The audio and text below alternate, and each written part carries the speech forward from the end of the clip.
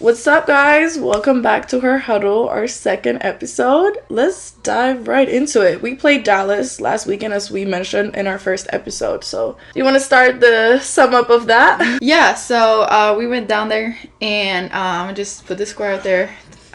So we got that done. We lost by 48-0.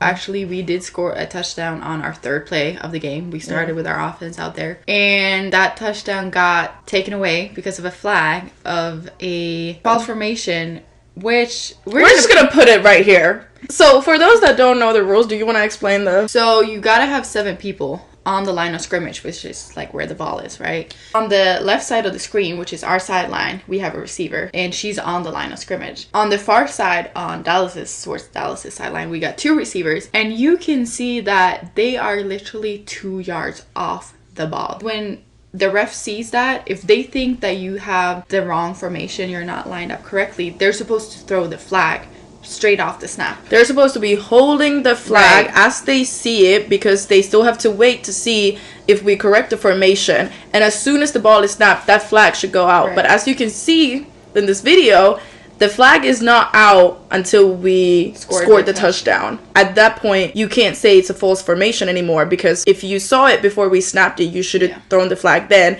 But also, as y'all can see, that's not a false formation. I'm not going to say that would have changed. No, we didn't lose because of that. But I do think it was a big momentum thing that kind of like changed it, because Dallas, they're a great team, obviously, and they win the games with a lot of points. So I think if we would have had that first touchdown 3 plays in, that would have given us a whole different momentum. And even if it didn't, the score would have still been 48-6 or 48-7 or whatever. We went for the after point. So it was a little harsh, but we kept going. And honestly, I felt like the first quarter, we were like, it was a tight game. Like, we were going back and forth. Our offense was moving the ball. You guys on defense, you were stopping their offense. I would say our defense did a pretty good job, because offense let in 20 points. So defense only let in 28 points, which is really good against a good team. Well, not really good. It's not great, but it's not bad against a really good offense to let in 28 points. But offense letting 20 points because of these new rules that we want to talk about. So for those that don't know, the WNFC has changed 3 rules for this season. One of them is a defense score is now worth 9 points instead of a normal 6 points from a touchdown. So it could be an interception, like a pick 6, or a scoop and score. Another rule change is an extra point. Normally it's 1 if you kick it, it's 2 if you play it. Now you also have a 3-point conversion, which is a play from the 10-yard line. Yeah. So that's another rule change. So you could have a pick 9 and then go for 3 and end up getting 12 points from 1 play. And the last rule change is on the kickoff, instead of kicking from the 35-yard line, we now kick from the 45-yard line. I think you can ask any offensive player in general, we're not going to be a fan of the pick 9. The reason I don't necessarily like it is, 1, because I don't think it makes sense that you can get more points on defense than you can on offense. Because scoring a touchdown on offense, you get 6 points for a touchdown, and then if you go for the 3-point, that's 9. On defense, all of a sudden, you can get 12 points. Yeah. I understand that it's harder, you know, you got to get the pick, but then you also got to think about, once defense gets that pick, you have people now all of a sudden on defense where 5 or 6 of them are O-line. The chances of us running down and getting a tackle on like a DB, especially if we're already close to the end zone, I'm sorry, but they're not that big. I feel like it just makes it so much more a defensive game. And I'd say what we said before when we talked about it, we're helping the wrong side. Because right now, we're helping defense, but especially in women's football. And this is just the harsh reality of it. And we want to say, like, obviously, like, women can pass the ball. We definitely can. But it's already a very run-heavy game as of today, and some teams don't. WNFC, we have great QBs, honestly. Amazing quarterbacks. But there's still teams that don't have the greatest quarterbacks and stuff. So if you have to risk defense getting 9 points, you're going to stop passing the ball. So I feel like we're helping the wrong side. It's going to become a lot more run heavy. And like you said, it doesn't make sense to, why don't we just change that offense score is 9 points then as well? Right. So another point that we've talked about before is we used to play college rules. So we used to play the same rules as men do in college. And now we're bringing in different rules. So we're going further away from women's football and men's football being the same. Because for us, we've always, like, people always ask us, like, oh, but is it like real football? And we're like, yeah, we literally play the same exact football as men. And now we gotta explain, not exactly, like, we have a little bit different rules. Yeah, and I think also, you know, people don't know about women playing football as much as you maybe would think. So I think it would make it easier for people to get into it if the rules were exactly the same, especially in the States, because everybody knows the rules of football here. Now they gotta, like, okay, women play, okay, they didn't know that, they learned that, great. But then they also gotta learn, like, these new rules. Even though it's not a big difference, but it's still, like, just one of those little things to where we want people to consider women playing the same sport as men are playing, instead of it being, like, a whole different thing. But apart from that, so, like, obviously, yeah, we let in 20 points on offense, because they had one pick, 9, and a field goal, and then they had a scoop and score and a field goal. And that is, I feel like that's harsh, like, letting in 20 compared to before you would have just let in 12. That's a whole touchdown and, like, 2 extra points. That's a huge difference. It's a big difference. So, obviously, their score kind of ran up pretty fast when that happened. At the end of the day, Dallas was just, they were more physical than us. I would say that on defense, they were running over us. There's nothing more I can say that. I got humbled. I got humbled by this football. I think we all got humbled at least once in this game, and I'm not scared to admit it. I got stiff armed to the ground. We've all seen it. We've all seen it. That was a business decision on a running back like that. She's way bigger than me. She's way stronger than I am. So that was a business decision to dive for the knees, and she knew how to take advantage of a stiff arm. So I kind of set myself up for that. I mean, Dallas is a great team. They got discipline. They got great players. I do feel like it was different playing them this year, though, compared to last year. In the first half, I would say if we hadn't given them the turnovers that we did, it would have been a whole different game. Yeah. Another side to the whole thing is also, obviously, we have a pretty new team. Like, we have a lot of new players. We also have new coordinators. So our team is very different from last season. Yeah. So one of our strengths that we had going into this game was we were thinking, you know, we're doing something they haven't seen before. Yeah. And we can use that to our advantage. They can't actually prepare for us. So we thought. It turned out that, Little birdies told us, and this is gossip based, so we don't have actual proof yet, so this is just we're telling you guys what we heard. And unfortunately, film came out from our scrimmage against St. Louis Slam that was supposed to stay in between the Kansas City Glory and St. Louis Slam, and according to what we heard, it's not St. Louis Slam that did that, but it was one athlete who was involved with somebody in Dallas team. And I don't blame Dallas at all. I'm not like, because at the end of the day, you're gonna do whatever it takes to win. Yeah. If they got the film, they got the film. Good for them. The part that, like, bothers me more is just in general when we have athletes that doesn't respect what your team has agreed on. Right now, everybody has film because now we all played. So it's like, it don't matter. Yeah. We should still be able to beat people even if they know what we're doing. Yeah, that's not an excuse, but that was just something that came up that was a little bit like, okay. And I think that's more something we as players have to start putting more respect on. Yeah. Like, not doing that stuff. No. Because it also ruins the reputation of your team when you do stuff like that. To break rules just to help another team win, like, it's a little bit like, do we gotta do all that? Like, can we just see who wins? Like, and obviously, like, again, it's not like we would have beat Dallas if they didn't get the film. And to be honest, like, we're still not 100% sure if they even watched that film. Again, it's gossip based, and I don't think it really made a huge difference. But that's just something that if that actually happened, like, us as players, like, we gotta respect the game for the game. So obviously our game ended 48-0, unfortunately. But let's touch on some of the other scores that we heard. So we haven't watched any of the other games yet, but we heard of some of the scores.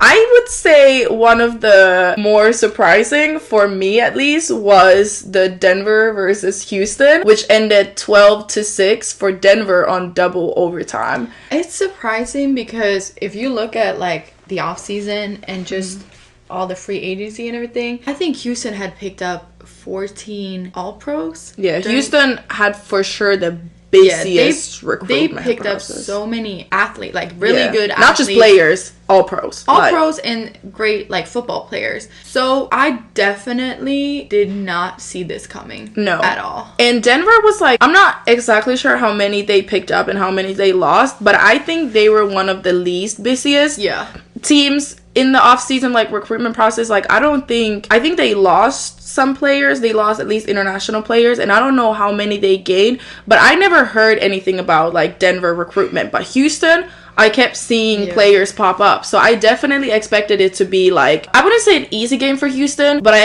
expected Houston to score a lot more on them, and it's still being a clear win. Yeah, I didn't see, if they were going to lose any game this season, it wouldn't have been this one. I wouldn't have thought. We haven't watched the film, so we don't really know what went wrong yet. Right. We're going to watch it later on, so we can't really touch on if it was the run game, the pass game, whatsoever. We don't know what happened there, but hearing that score definitely surprised us a little bit. And then another game that I was honestly surprised by was the Utah-Seattle game. Utah last year, they won the Western Conference. Seattle was one of the bottom teams in our league. And it ended up going to double overtime in that game as well. That's crazy. Eventually, Utah did win 30-22. But just the fact that it was so close and had to go to double overtime, that means so much have changed. Yeah. Seattle has stepped up. I know Seattle picked up some international players. Like, they definitely stacked up this season. And that probably played a huge part. Again, we haven't seen any of these games, so we don't know what went right, what went wrong. I don't know if Utah lost several players. I think I heard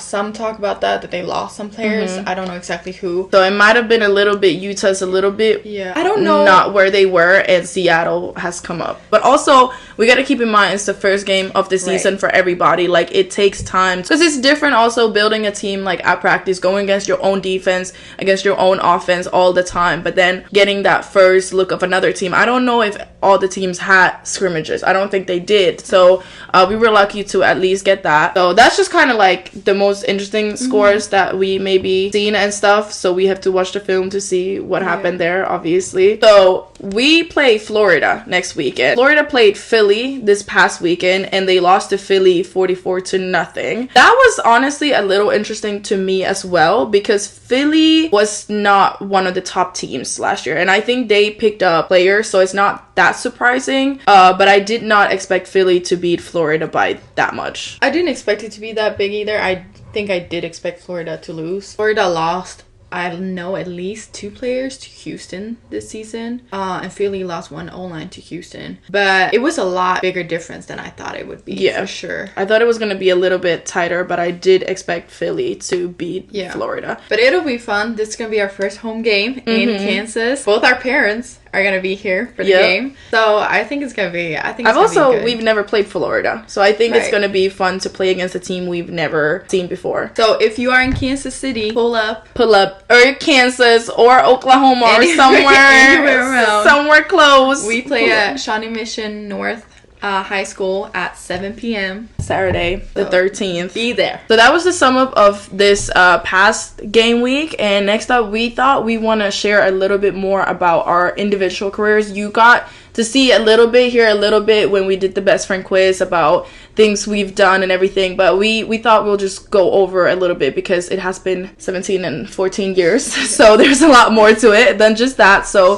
for those that are maybe more interested in where we come from. So why don't you start and tell us how you started and when you started. So I started when I was 6 years old. I have an older brother who's 2 years older than me. We always had like a football in the house, but we didn't really, obviously growing up in Finland, like it's not really, you don't know about football and stuff, but we just had like an old helmet and a football, and we would just like throw the football around a little bit until my brother, he was 8, and he told my parents, I want to play football. And my parents are like, okay, well, we'll like find you a team. And we found a team in my hometown. And at the time, my dad was traveling a lot for work, so I had to like go with my mom to watch my brother's practices and stuff. And I was playing soccer at the time. I'm 6 years old. I was a crazy child. Like, I was a crazy child. And I'm watching the football practice, and I'm like, I want to do that too. And my parents are a little bit like, Okay. I mean, when I was playing soccer, I didn't have the greatest like ball skills and stuff. I was just kind of running people over if they had the ball. So they were a little bit like, kind of makes sense because you're kind of playing football on the soccer field. And so the thing is, my dad used to play when he was younger. He played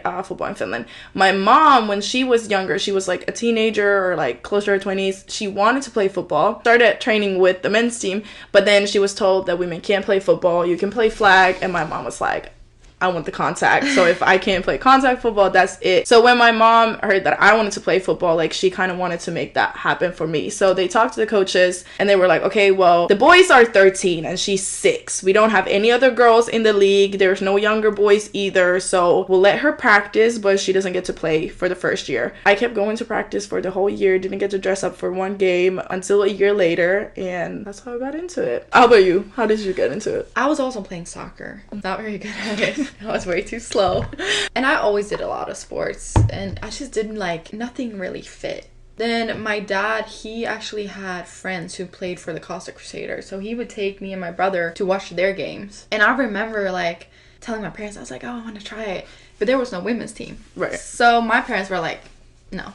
Like, you can't play. But then we actually had some American imports that year. It was in 2010. And I still remember one of them, Rob Curley. He was the quarterback of the Costa Crusaders at the time. And they came to one of our PE classes in school. And then they told me that, hey, we're doing a summer camp. So I found the summer camp and I went there. And I forced some of my friends to go. They hated it. And then I think like a week later or something, somebody from the Crusaders called me and they were like, hey, we're starting up a U13 team. Would you be interested? Again, forced my friend to come with me. Right. They were like, this ain't it. But I stuck around and ended up quitting soccer and everything else to just play football. So we both played with boys to begin with because there was no girls teams. There's still not officially like girls leagues. But then when did you transition from boys to women? So we played the first season with the Crusaders women's team in 2015. And I still, that season, played some game with the U19 boys. So for 2015, I played a little bit with both. So I kind of like low-key transitioned there. And then in 2016, I played with only women's. I'd say like the transition was weird.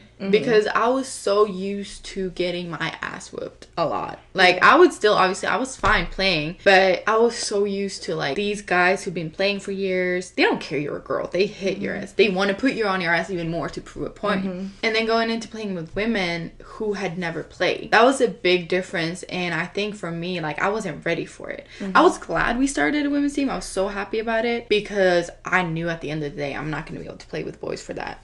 Many more years. But it was still like, it was weird. How's that for you? I played with boys for 10 years. And in Finland, girls are not allowed to play with boys after U15. So I wasn't allowed to go into U17 and U19. And so when I was playing my last year in U15, so I was 15 years old, I tore my ACL for the first time. So I missed the last couple games. And that was like personally really hard for me. I actually tore my ACL in one of my first like women's games. So that season I was also playing for a women's Division 1 team and the boys team. So I often had like a game on Saturday and a game on Sunday, and that's probably why I ended up tearing my ACL, looking back at it now. But it was definitely like also weird going into a women's team for me, like because I only play with boys up to 15 when the physical differences aren't that much, like that's kind of when it starts making a difference, which is why they've made that rule in Finland. Obviously I got my ass whooped when I was like 6 years old going into it, but then by the time I was 12 I had played for half of my life, and now I'm playing against other 12-year-olds who have played for 3 months. So my last year's like, or half of my career in the boys league like ended up being really easy for me because the physical differences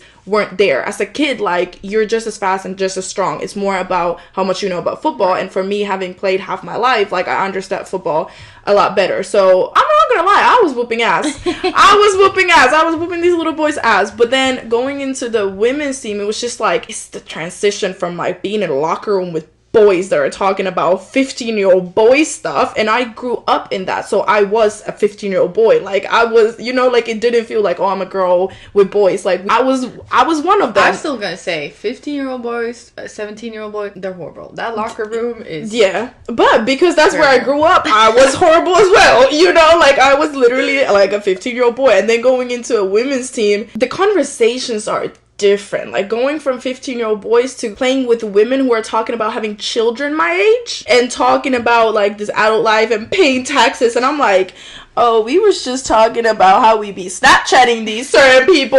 So I don't think it wasn't really the physical part of it. It was more so the getting used to having female teammates, grown-up teammates. Like I was 16 years old starting to play in the women's league. And I remember when I first realized that I have to play with women, I wasn't a fan of it. I thought I want to keep playing with boys, and I was like really mad about the whole rule and everything. But then once I started playing with women, I was like, I mean I would agree on that. So I was playing with boys, and in Sweden we don't have that rule. Yeah, you can play with guys as long as you want, and we even have women in Sweden that have played in men's senior teams. Yeah. So what happened, I was playing, and then there were some girls, they wanted to start a women's team, and I remember I was so annoyed because I was like, now they're gonna make me play in the women's team, they're ruining everything for me. I don't want to play in the women's team, I want to play with the guys. And then they kind of started it, and then pretty much all of them kind of fell off. And that's when I think I realized that, you know what, I need a women's team, because I was playing in the U17 team at that point, and I think it was my last year, and then I would have to go to U19, and I was like, these boys getting big, like, yeah. how am I, we're doing the same workouts, right? How are they so big? Yeah. And I'm not. Like for me, like growing up, I didn't even think about being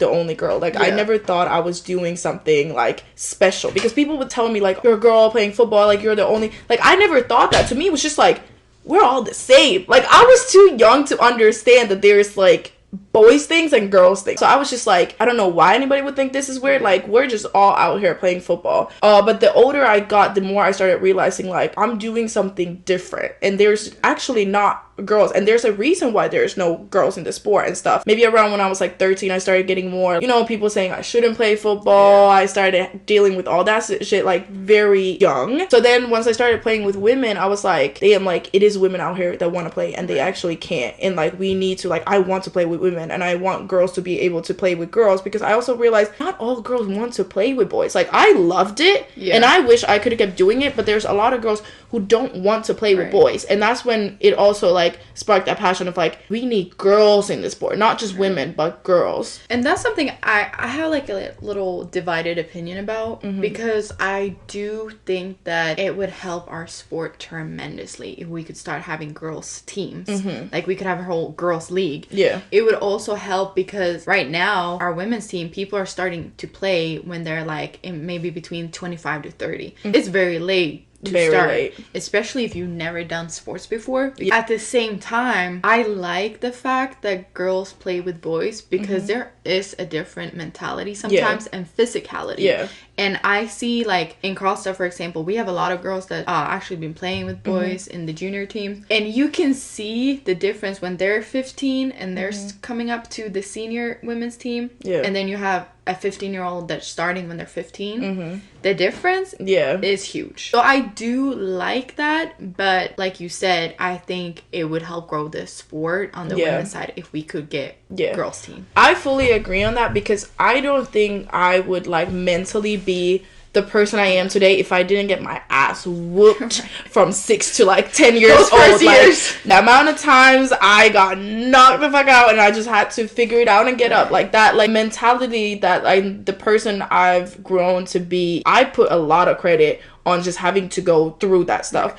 But what I like, what's happening in Finland right now, is we're getting more and more girls, and they're still playing with boys up to they turn 16, but we've now started to unite like girls from different teams just to have like a few games. There was actually just a girls game yesterday in Finland, and it's before they start playing the boys season, so they get to play with girls but they also get to play with boys. And I kind of like that, because it firstly unites the girls in Finland, like, okay, we're actually all in this together, and you get to play with girls, and you get to play against your own people, whatever, but you also get to play with boys, where you get a little bit more competition in a way, and you get to get knocked out sometimes and then get back up. So I kind of like the balance that they get to do both, and it's not at the same time as well, so they don't have to choose. Definitely. So also then you played with the women's team, And then in 2019, you did your first season as a pro. You went abroad. You want to talk about that a little bit? Just tell me, like, what was that like, just moving to play football? I'd say, like, even before going into the moving part, like, just having started playing football as a 6-year-old girl, I never had anybody to look up to. I didn't even know about women's football until maybe when I was 13, when they had the Worlds in Finland. That was the first time I ever seen women play. So growing up, I didn't even know that there was, like, a future for me, like, in women's football and stuff. And I was always told, why are you putting so much effort into football? Like, you're never gonna make it. There's no future for you because there's no, like, women's football isn't, like, you can't make it to the NFL type stuff. So then when the opportunity to go to Sweden came up, it was like, well, first of all, I get to move out of the country to play football. Like, what? And then them offering me money. It's not like I made a huge bag, but they actually offered to pay for my housing and my food, and I even got cash for it. So it's like, for those few months I was a professional athlete, so that opportunity coming along, like, that was just like, wow. I'd never imagined that could happen. And obviously it's not like it's still a thing. It's not like we're getting paid right now. That was like kind of a one-time opportunity to actually like get paid for it. But just to go from that 6-year-old girl who was told like she'll never make it, she'll never have a future in football, to then being like, I'm moving out the country to professionally play football for a couple months, like, and then obviously coming in, playing with my best friend, won the championship. I think that was for the little girl. Your first time coming to Finland, you came to Finland before I came to Sweden, and that's how we met. How did that like even come about? That was, like you said, I think I had the same thoughts for a long time, kind of thinking that I'm gonna be like 18 and then I can't play anymore. Right. I spent a lot of years thinking that I need to enjoy this so much because I have maybe 5 more seasons. Right. Then we started the women's team, and you know, I kind of thought like, okay, so I can actually keep doing this. The problem, like I said before, was just like my motivation was gone because I didn't feel like I was getting better because it was a brand new team. Like, it wasn't a weird thing, it made sense, but for me, I already played, like you said, multiple seasons, so I kind of thought I need to look elsewhere because otherwise my motivation is gonna be gone. I'm not going to play anymore. At that point, still, I would say Finland is the highest level you can play in Europe. And I was playing with the national team at the time, or well, I mean, I still am, but we played this annual game against Finland. So I had talked to some coaches for Helsinki Roosters, and when we went to Finland to play that game in the fall, I met these coaches and talked to them. And I was also talking to some other teams, some teams in Germany, but I got a really good vibe off of them, and then decided to go to Helsinki in December to be at a practice and kind of try out. I've never been so scared in my entire life. I've never been so nervous. My mom came with me. I think we had like Thursday and Saturday practice. Yeah. And I remember that first practice, my mom still says it. She's like, you came back and you were like distraught. Because I was like, I didn't do good. Like, because I came to a team where people have been playing for years. Right. And it was so many players. And it was like, the tempo was high. And the organization was... It was a good organization. And I was like, this is different. So I was just like, I don't know. Like, is this going to work? Am I going to fit in? And then I went to practice on Saturday. And it was better. And then afterwards, some of the teammates, they invited me to brunch. And I was just like, yep, this is it. I need to be here. Like, I need to come here. I think that definitely changed my life. Just we wouldn't be friends. We wouldn't be friends. And also, like you said, that made me see that like there are so many opportunities that you might not realize at first, but there are opportunities for us. Yeah, and it's not easy to like for you, like you picked up your whole life and you moved, you got a job in Finland and stuff. Like, it's not easy to figure all of that out, but when you want it, you gonna figure it out. So we've also both coaching.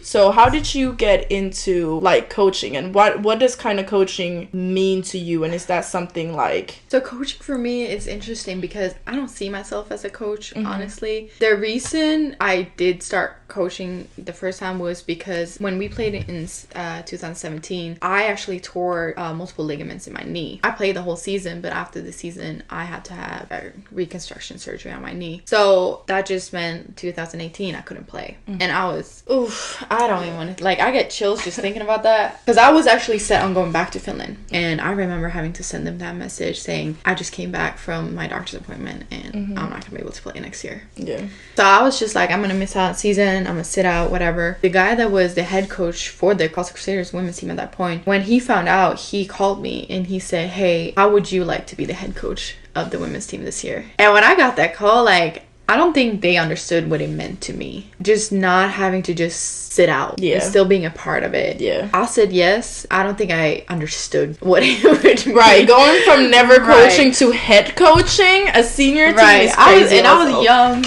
And I was like, I don't think I understood what was going to come. Because it wasn't horrible, but there's just so much you got to do. Like, people don't see the amount of work that... A lot of coaches don't even understand how much work being a head coach is when you oversee everything, but especially players. And I'm gonna say this because when you've been a player and when you've been a coach, like, I don't think as a player I ever understood how much coaches do for us till I was the one doing it. I appreciate you, coaches. Like, the amount of work that they do, mostly voluntarily as well, is like, I appreciate that. When they break down film for you, watch that damn film. Read the damn comments, because it took a minute to do that. And tell them thank you. So that year, and I don't know what I was thinking that year too, because I also then thought, you know, I'm gonna be bored. So I said, let me coach U17 too. I have been playing O-line and linebacker. All of a sudden, I find myself being the D-line coach for the U17 team and the head coach for the women's team. That spring and summer, I've never been so busy in my entire life. I was working full time. I worked between 6 in the morning to 3. I went and did my rehab, and then I had women's practice and U17 practices. It was insane, but I would not have changed it for anything in the world. We ended up having a great season. I remember we made the playoffs for the first time, and we were all like, like, what? We go play the semifinal game and we win that, and I'm like, what is going on right now? We had a great coaching staff that year. We get to the championship game and we line up before the game, and where there are like 20 players. They come out and they just keep coming. I can tell you, there was not a single person on that team who thought we were gonna win. We were there and we were like, you know what, we're in the fucking championship game, let's just do it, let's have fun with it. And we end up winning that game. When that clock ran out, I was bawling. But for me, it was because when we started the women's team in 2014 and 15 and 16, I was part of that. You know, starting the whole thing. I made my mom, she had to be our team manager. I had my ex, my boyfriend at the time, forced him to coach us. We didn't have a lot of support. People were like, they didn't want to help us out until they started seeing how well we were doing. So we put in so much work, and we played 9-man and we had 9 players. Like, it was so much work being put into that. So for me, it wasn't even like, oh, okay, I want us like a head coach, whatever.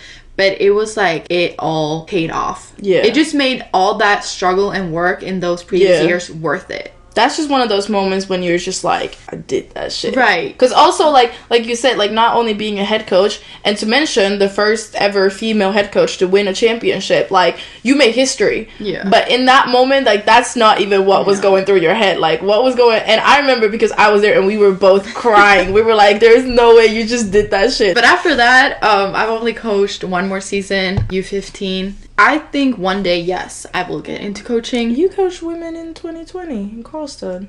I did, true, yeah. 2021. 2021, yeah. I was an assistant coach because I had back surgery. For me, it's been very hard to see myself coaching and playing at the same time. I think one day when I decide I'm not doing this anymore as a player, I probably will coach or be involved in some way. But how about, because you do coach a lot, even being still a player. So I first got into coaching when I was like basically 12.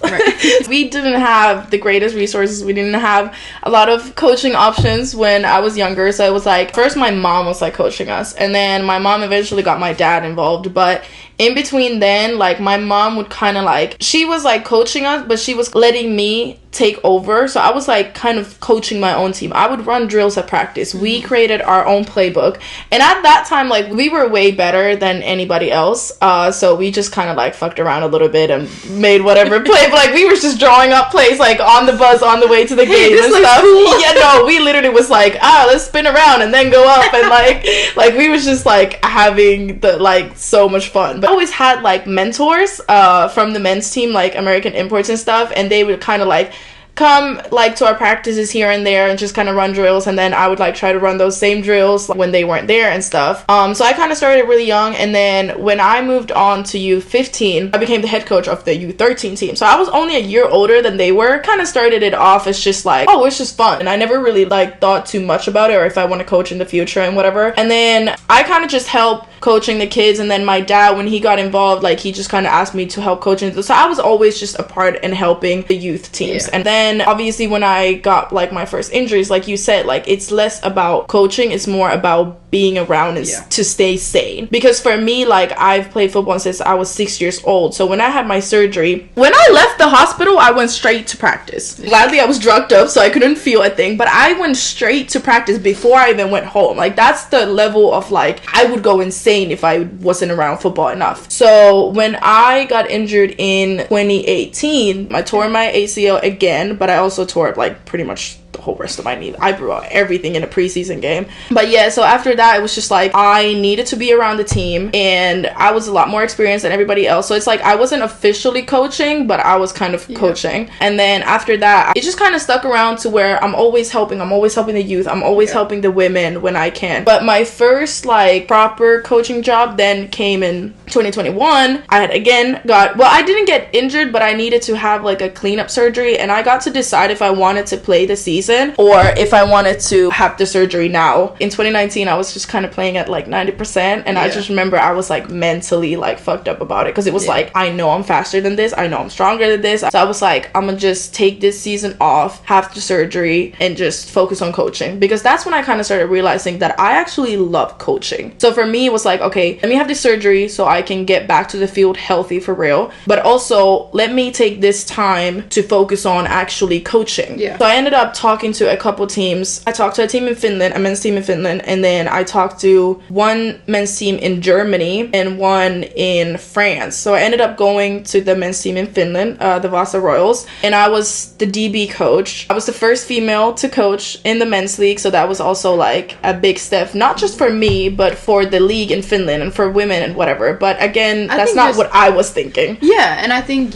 you doing that definitely gives other women a chance to see that, like we said, there is a lot of opportunities. Like there's also opportunities as coaches. Like once you quit, it doesn't have to be over. And the thing for me is like I didn't know I was the first female, and I never like paid attention. To me, it was just like, this is a big step in my career. But then they started making those articles like, oh, first woman, first blah blah blah, and then obviously with the love came the hate as well, and it was a whole bunch of drama about why I'm coaching there. And I think that season was great, like first of all because I had this surgery, so I had to stay around football, but also it was like I learned so much, because the head coach that I was working with, John Booker, he not only like saw that I know football and I can actually help the team, but he also was like, she's gonna be a coach, like mentor me as a coach. So he really took me under his wing. He let me have a lot of responsibility, but he would also like guide me when I needed the guiding. So that season was like really good for me. Like I learned so much as a coach, but also as a player. But yeah, to this day, I help coaching the women's team when I'm back home, like our old team. Like I help coaching them. I love coaching girls. I've coached girls international camps. First, I started off as a player. So we started this camp called Nordic Girls Camp, because we wanted to start building girls football, and we didn't have enough players in just Finland, so we cooperated with the Nordic countries, the federations, and we built this like girls camp.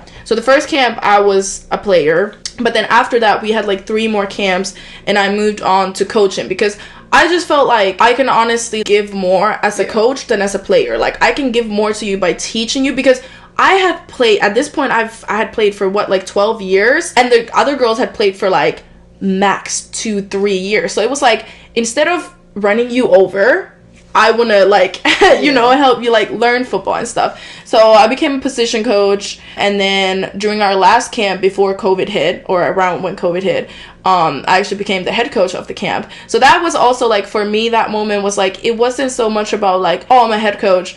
It was more so like the fact that that 6-year-old girl that never had girls to play with is now head coaching a girls camp of like 60 girls. Like that was one of those moments when I was just like walking around the field, I'm just like, we're here. I think that's amazing. I did one camp in Sweden 2 years ago. We had a girls camp in Sweden, and I remember just walking around there thinking, imagine if I would have had this. Right. And like you said, just when they do those things in Finland, because you are pretty lonely when you're playing with with boys, the fact that you guys get to have this, it also made me feel like we're doing something right. Yeah. Because that means we are growing. We are developing women's football. Because this thing, these girls camp they did not exist Right. 10 years ago. You know, sometimes we be saying like, oh my god, like, is it worth it? Like, Yeah. because it's struggles and it's financial, it's everything. But when you see those things, it makes you feel like what we're doing, what we had to go through, it is worth it. It is worth it. Yeah, because the amount of times that I feel like people think we kind of make it look easy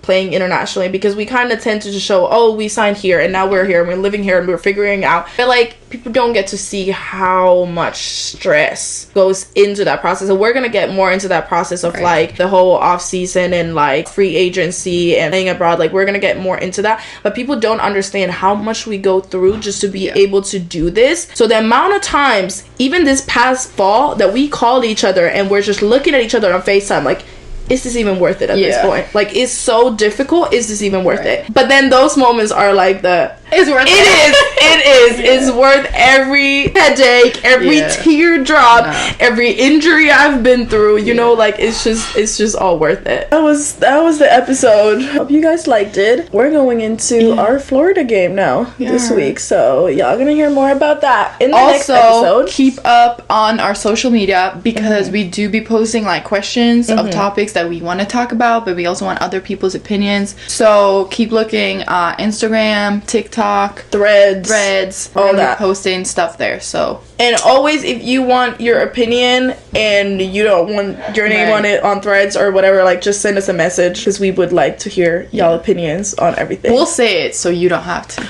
Also, comment down below if that play was a false formation. All right, thank you guys for tuning in. See you guys in the next episode. Bye. Bye.